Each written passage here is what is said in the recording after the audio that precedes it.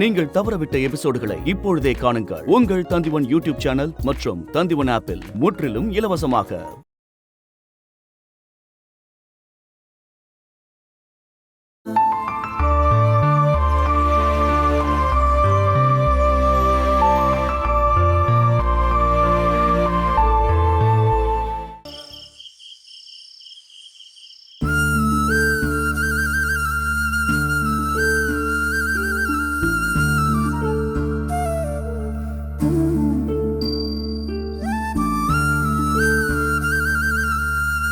அம்மா. என்னம்மா?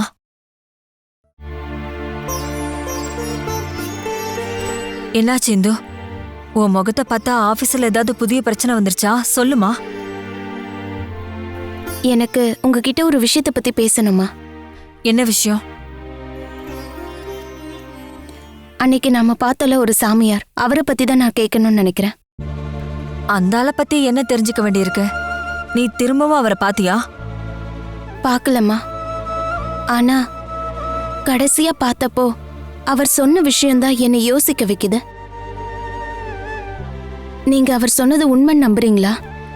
அவர் சொன்னதுல நீ எந்த விஷயத்தை பத்தி கேக்குற இந்து? உங்களோட குழந்தை இறந்து போகல, இன்னும் உயிரோட தான் இருக்காங்கன்னு சொன்னாரே, அதை நம்புறீங்களாமா? அது இந்து, எனக்கு தெரியும் நீங்க அதை பாதி நம்புறீங்கன்னு. உங்களோட உண்மையான மக இறந்து போகலன்னு அந்த சுவாமி சொன்னதை நம்பி நீங்க கொஞ்ச நேரம் சந்தோஷப்பட்டீங்க தானம்மா? அந்த மாதிரி தாம்மா இப்ப என்னோட விஷயமும். என்னோட உண்மையான அம்மா அப்பா யாருன்னு தெரிஞ்சுக்கணும்னு எனக்கு இப்ப ஆசை வந்திருக்கு. அவங்க உயிரோட இருக்காங்கன்னு சுவாமி சொல்றாரு, அவங்க இறந்துட்டாங்கன்னு மத்தவங்க சொல்றாங்க. இதுல நான் எதம்மா நம்புறது? இங்க பாருமா, இப்போ உன்னோட சொந்த அம்மா மாதிரி நான் உன் கூட இருக்கேன்ல, அப்புறம் எதுக்கு நீ சுவாமி சொன்னதை கேட்டு கன்ஃபியூஸ் ஆயிட்டு இருக்க? எனக்கு நிறைய கேள்விகளுக்கு பதில் தெரிய வேண்டியது இருக்குமா. அதெல்லாம் தெரிஞ்சாதான் என்னோட சந்தேகம் தீரும். இங்க பாருமா, நீ பழசையெல்லாம் தெரிஞ்சுக்கிறதுனால உனக்கு எந்த சந்தோஷமும் வரப்போறதில்ல. பல விஷயங்கள் துக்கமா தான் இருக்கும். அது உங்களுக்கு எப்படி தெரியும்? என்னோட உண்மையான அம்மா அப்பா பத்தி உங்களுக்கு தெரியுமாமா? இல்லனா என் அம்மா அப்பாவை தெரிஞ்ச யாரையாச்சும் உங்களுக்கு தெரியுமாமா?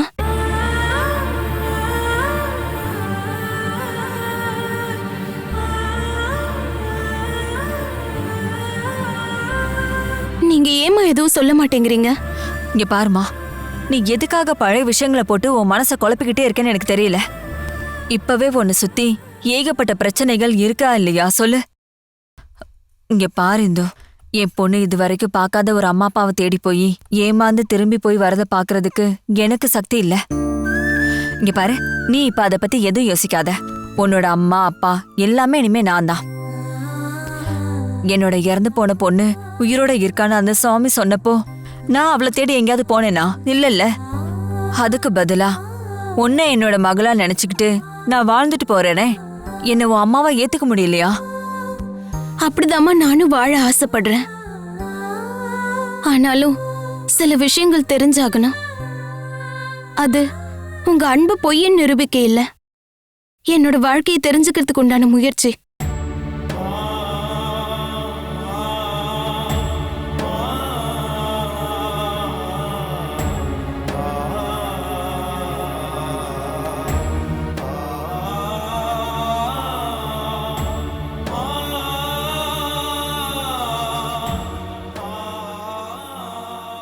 நீதான் இந்துவாமா? வசந்தியோட மக? நான் வசந்தியோட மக இல்லன்னு தானே நீங்க சொல்றீங்க? அது அப்புறம் நான் பவானி அம்மா, நீங்க உண்மையை என்கிட்ட சொல்லி ஆகணும். என்னோட அம்மாவும் அப்பாவும் யாருன்னு உங்களுக்கு தெரியுமா? எனக்கு தெரியும்னு உன்கிட்ட யாருமா சொன்னா? சுமதியா இல்ல சுகுமாரனா? சுமதிக்கிட்டையும் சுகுமாரங்கிட்ட மட்டும் நீங்க அதை சொல்லல, பார்வதி அத்தைக்கிட்டையும் நீங்க அதை சொல்லிருக்கீங்கல்ல. அவங்களா இதை சொன்னாங்க? அவங்களோட அனாதை குழந்தையான என்ன வசந்தி அம்மா கிட்ட வழக்கு சொல்லி கொடுத்துருக்கீங்க. அப்படின்னா என்னோட உண்மையான அம்மா அப்பா யாருன்னு பவானி அம்மாக்கு கண்டிப்பா தெரிஞ்சிருக்கணும். அது யாருன்னு சொன்னீங்கன்னா மட்டும் போதும். அதை தெரிஞ்சுக்கிறதுக்காக தான் உங்களை தேடி பிடிச்சு இங்க வந்து சேர்ந்திருக்கோம். நீங்க உண்மையை சொல்லலைன்னா போலீஸ் ஸ்டேஷன் போக வேண்டியதா இருக்கும். அந்த பார்வதி அம்மா கிட்ட சொல்ல சொல்லி சுமதி என்கிட்ட ஒரு பொய் சொல்ல சொன்னாமா.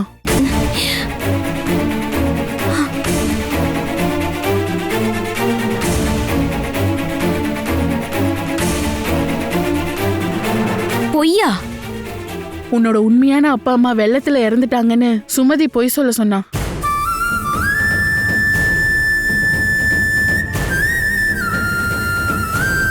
அத சொல்ல சுமதி உங்களுக்கு எவ்வளவு காசு கொடுத்தா? வெறும் 2000 ரூபாய் தான் கொடுத்தா.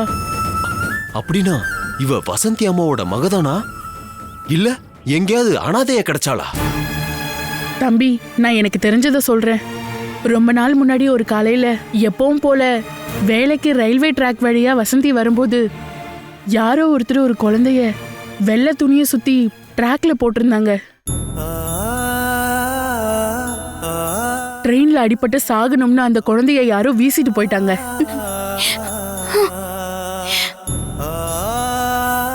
அந்த குழந்தைய வசந்தி காப்பாத்தி எடுத்து வளர்க்கணும்னு முடிவு பண்ணா. அந்த குழந்தை தான் இங்க நிக்கிற இந்து.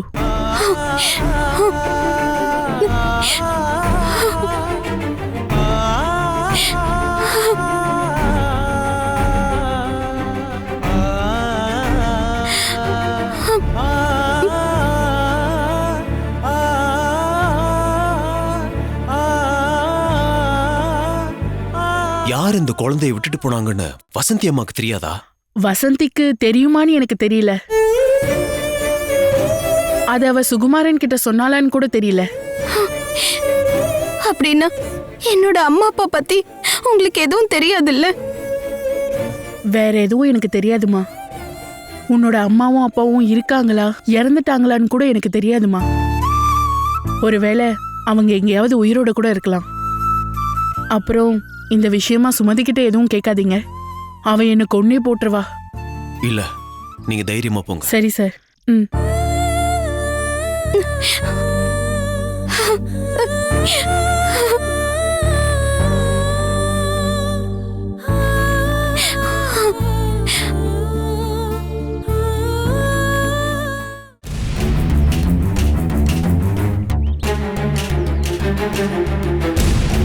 ஏங்க, எதுக்கு நீங்க இந்துவை பார்க்க போனீங்க? நான் போகலன்னா அவ அருணை கூட்டு இங்க வந்திருப்பா. உன் முகத்தை பார்த்து கேட்டிருப்பா. கேட்டானா என்ன பதில் சொல்லணும்னு எனக்கு தெரியும்.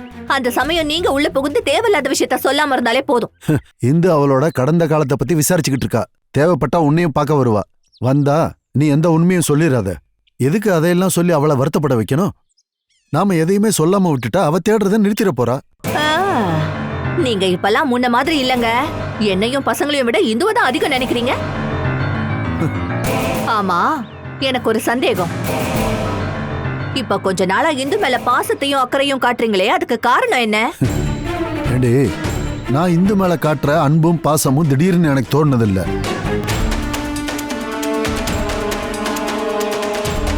வசந்தி அவளை கை குழந்தையா இந்த வீட்டுக்கு கொண்டு வந்தப்போ அந்த குழந்தை எங்க கிடைச்சதோ அங்கேயே கொண்டு போய் விட்டுற சொன்ன நானு. ஆனா அதை அவ கேட்கவே இல்லை. ஒரு நாள் வசந்தி வேலைக்கு போயிருந்த நேரத்துல ஒரு நாள் யாருக்கும் தெரியாம அந்த குழந்தைய கொண்டு போய் எங்கேயா விடலான்னு தான் நினைச்சேன்.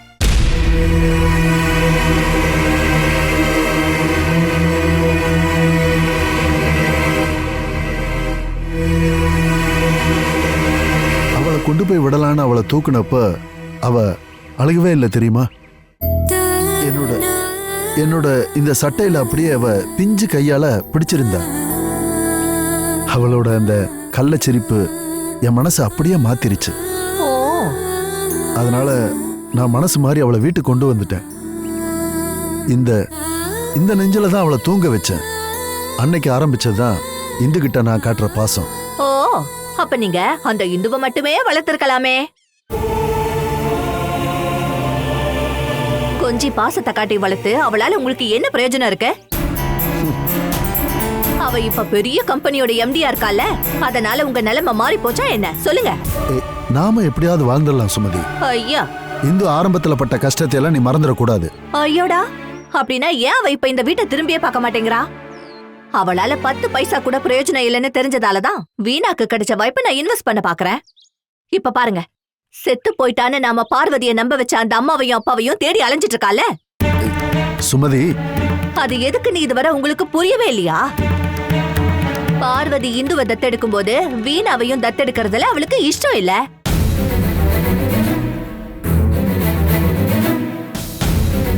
அத தடுக்கிறதுக்காக தான் அவ இந்த மாதிரி வேலையெல்லாம் பார்த்துட்டு இருக்கா. இல்ல, இது அப்படி இல்லடி. வீணாவுக்கும் வினுவுக்கும் எந்த ஒரு நன்மை நடந்தாலும் இந்து எதிர்க்க மாட்டா. ஆனா அவங்களுக்கு அதுக்கான அருகதையும் இருக்கணும்.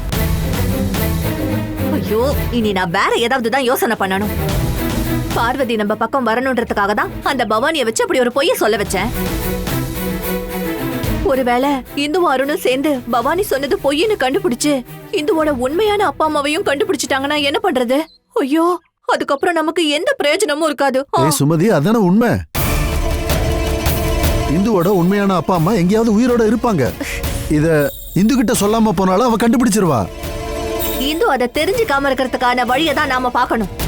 இத பாருங்க, இந்துவையும் வீணாவையும் தத்தெடுக்கிற வரைக்கும் யாருக்கிட்டையும் உண்மையை சொல்லிடாதீங்க.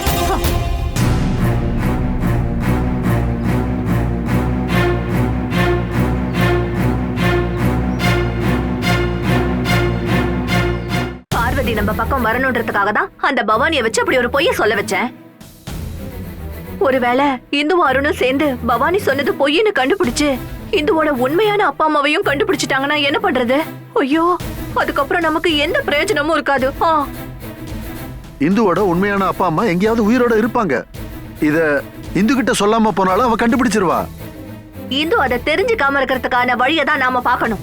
இத பாருங்க, இந்துவையும் வீணாவையும் தத்தெடுக்கிற வரைக்கும் யாருக்கிட்டையும் உண்மையை சொல்லிடாதீங்க. இது வீணா தான் உனக்கு அனுப்புனாளா? நான் சொன்ன வேலைய வீணா செஞ்சுட்டா. இவங்க பேசிட்டு இருந்ததுல இருந்து உங்களுக்கு என்ன தோணுதுங்க? பவானி அம்மா மூலியமா உன் சித்தி பொய் சொல்ல வச்சிருக்காங்கன்னு இப்ப தெளிவா தெரியுதுல்ல? உன்னோட உண்மையான அப்பா அம்மா எங்கேயோ உயிரோட இருப்பாங்கன்னு நினைச்சு அவங்க டென்ஷன்ல இருப்பாங்க. உன் அப்பாவுக்கு இதுல இன்ட்ரெஸ்டே இல்லைன்னு வச்சுக்கலாம். ஆனா உன்னோட அப்பா அம்மா உயிரோட இருந்தா அவங்கள கண்டுபிடிக்க கூடாதுன்னு, நீ அவங்கள பத்தி தெரிஞ்சுக்க கூடாதுன்னு உன்னோட சித்தி ஏன் நினைக்கிறாங்கன்னா இந்த சொத்துக்காக தான். என்னங்க, இப்போ ஒரு விஷயம் கிளியர் ஆயிடுச்சுல. அந்த சுவாமி சொன்னதுல உண்மை இருக்கு. என்னோட அப்பா அம்மா எங்கேயோ உயிரோட இருக்காங்க. அவங்கள பத்தி இந்த அளவுக்கு தெரிஞ்சுக்கிட்டதுனால உன்னுடைய அடுத்த பிளான் என்ன? அவங்க எங்க இருந்தாலும் அவங்கள கண்டுபிடிக்கணும்னு தான் நீ ஆசைப்படுறியா? என்னங்க, என்னோட அப்பா அம்மா செத்து போயிட்டாங்கன்னு நான் தெரிஞ்சுக்கிட்டப்போ அவங்க யாருன்னு தெரிஞ்சுக்க தான் நான் ஆசைப்பட்டேன். இப்போ அவங்க செத்து போயிட்டாங்கன்னு சொன்னதெல்லாம் பொய்ன்னு தெரிஞ்சுக்கிட்டதும் எங்கேயோ இருக்கு அவங்கள பார்க்கணும்னு எனக்கு ஆசையா இருக்குங்க. இதுக்கப்புறம் நீ எதுக்கு அவங்கள பார்க்கணும்? அவங்க இப்ப ஒன்னா வாழ்றாங்களான்னு நமக்கு எப்படி தெரியும்? அவங்க எங்க இருந்தாலும் கண்டிப்பா 2 பேரும் ஒன்னா வாழல. என்ன அந்த ரயில்வே ட்ராக்ல விட்டுட்டு போயிருக்காங்கன்னா ஒருவேளை நான் அவங்களோட தவறான உறவு முறையில பிறந்திருக்கலாம். இந்து,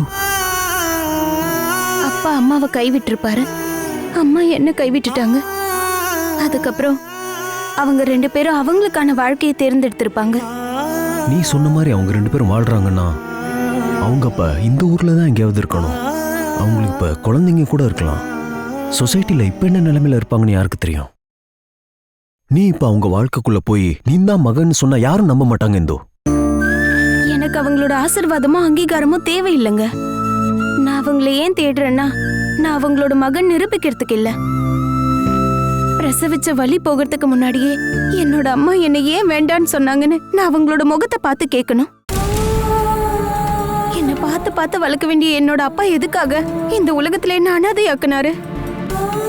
ஒரு அனாதையா இந்த பூமியில வளர்றதுக்கு நான் என்னோட அப்பா அம்மாக்கு என்ன தப்பு செஞ்சேன்னு தெரிஞ்சுக்கணுங்க. அது மட்டும் நான் தெரிஞ்சுக்கிட்டா போதுங்க.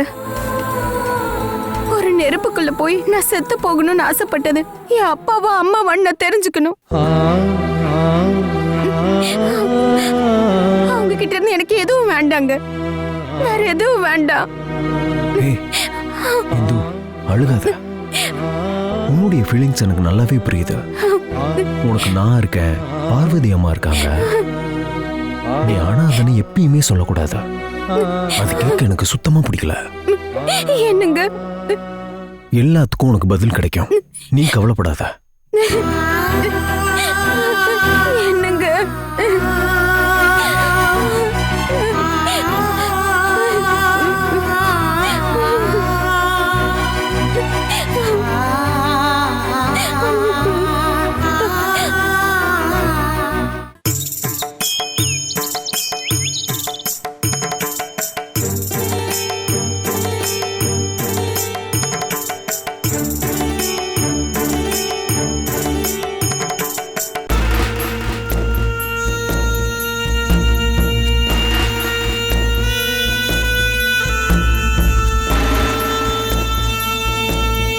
ஜோசப்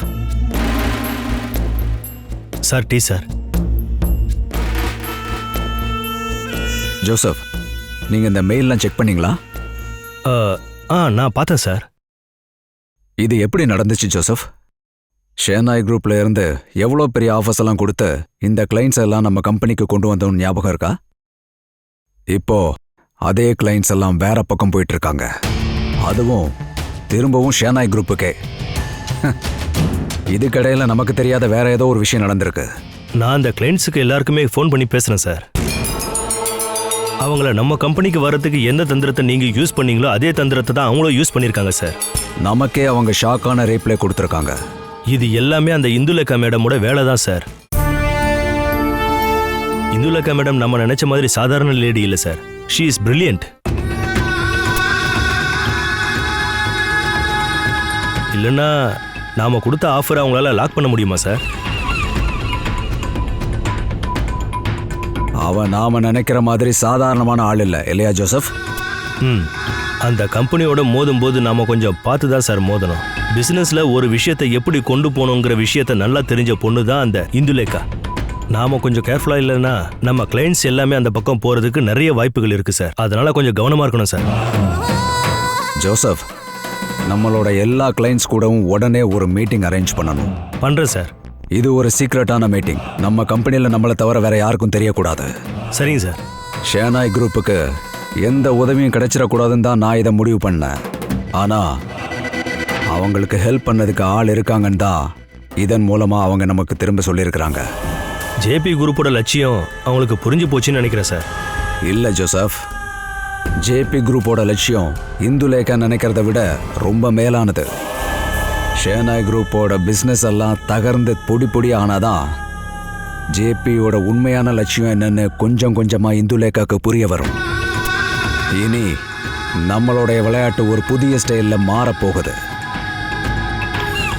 பிஸ்னஸ்ல எதிரிய மடக்கிறதுக்கு ஒரு பத்ம வியூகம் இருக்குது.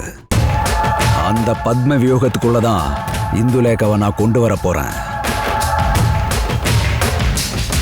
அதுல அவ மாட்டிடுவா. ஷோ.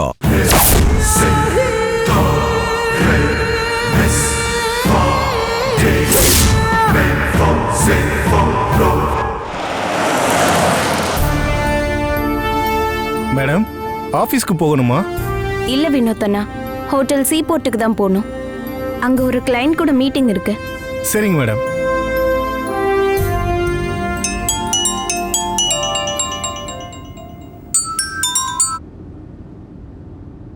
ஹலோ, நான் ஜேபி பேசுறேன்.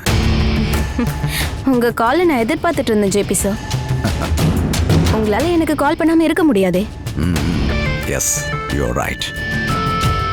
எனக்கு உங்களை ரொம்ப பிடிச்சிருக்குது. இந்துலேகாங்கிற அந்த கம்பெனி சிஇஓ அவங்கள எதிர்க்கிறவங்களை அவங்க திரும்பி எதிர்க்கிற தைரியம். ஷேனாய் குரூப்ல இருந்து வெளியேறி ஓடின கிளைண்ட்ஸை திரும்பவும் அதே வேகத்தில் நீங்க திரும்ப கொண்டு போயிட்டீங்க. I appreciate you. நான் என்னோட வேலையை தான் பார்த்தேன். அப்புறம் எங்க கம்பெனி யாரு ஹைஜாக் பண்ண வந்தாலும் அவங்க இதை தெரிஞ்சுக்கணும். ஜேபி சாரோட சொந்த கிளைண்ட்டை கீறி எடுக்கிறதுக்கான திறன் ஷேனாய் குரூப்ஸ்க்கு இருக்கு. நான் தான் அதை வேண்டான்னு சொல்லிட்டேன். உங்களுடைய நல்ல மனசுக்கு ரொம்ப ரொம்ப நன்றி. இவ்வளவு நல்ல மனசு உள்ளவங்க தான் இந்த இந்துலேகான்னு நான் நினைக்கல. எதிரி யாரா இருந்தாலும் அவங்களுடைய திறமையையும் மதிக்கிறவன் தான் இந்த ஜேபி. வெல்டன் இந்துலேகா, என்னோட ஒரு சின்ன கவனக்குறைவை நீ வசூல் பண்ணிட்ட. பிசினஸ்ல நம்ம எதிரியா இருந்தாலும் ஒரு நிமிஷம் நான் ஆடி போயிட்டேன். இந்து மாதிரியான ஒரு திறமையான பொண்ணு என்னோட கம்பெனியோட சீவா இருந்தா எப்படி இருக்கும்? Thank you for the compliment. எனக்கு இந்துலேகாவை தனியா மீட் பண்ணணும். நாளைக்கு நான் பெங்களூர் போறேன். போயிட்டு வந்துட்டு நம்ம மீட் பண்ணலாம். பார்க்கறதுக்கான வாய்ப்பு இருந்தா பார்க்கலாம். அப்படின்னா சரி, ஓகே.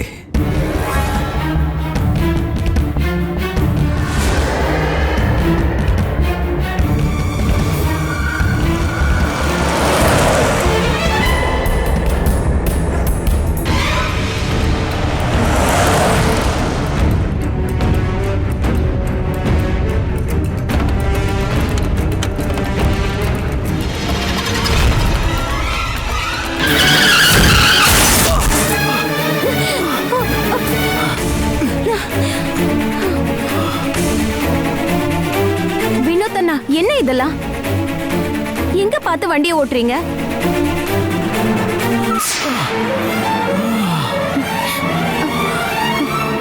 கடவுளே, ஜேபி!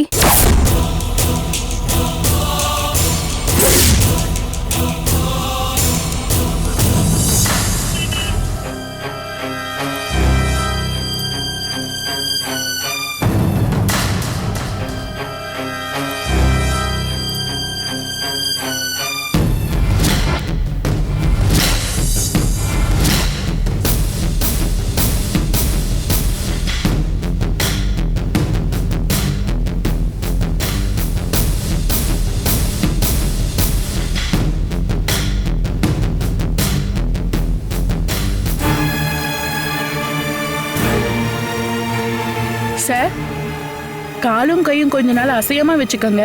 சொல்ல போனா காலில் ஒன்றும் பெரிய ஃப்ராக்சர் இல்லை. கொஞ்ச நாள் ரெஸ்ட் எடுத்தா போதும். ம்.